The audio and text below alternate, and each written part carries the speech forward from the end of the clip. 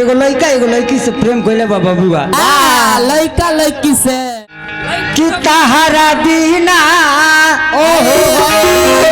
खाना पीना लागे कि गोरी सब बेकार कि तहरा दीना खाना पीना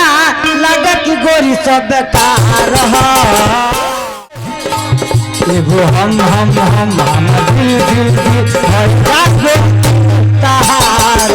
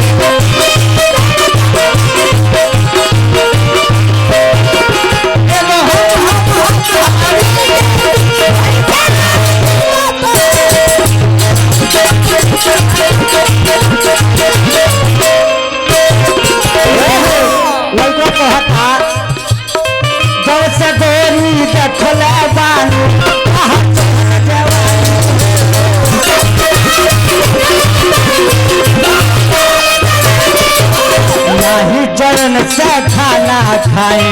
ना पीले पानी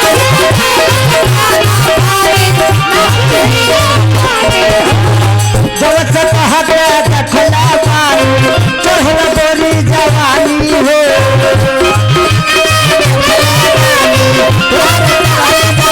भाई चरण से खाना खाए ना पीले पानी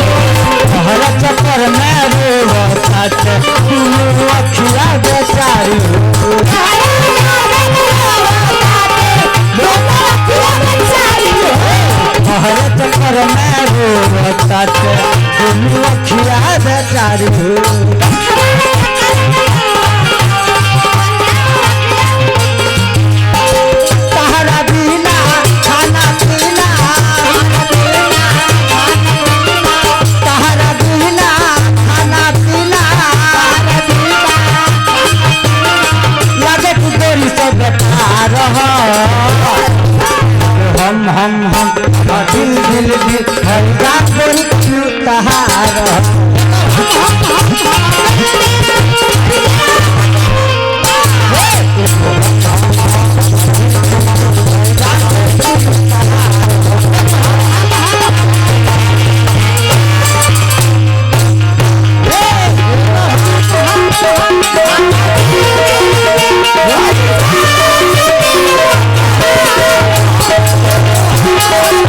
हमरा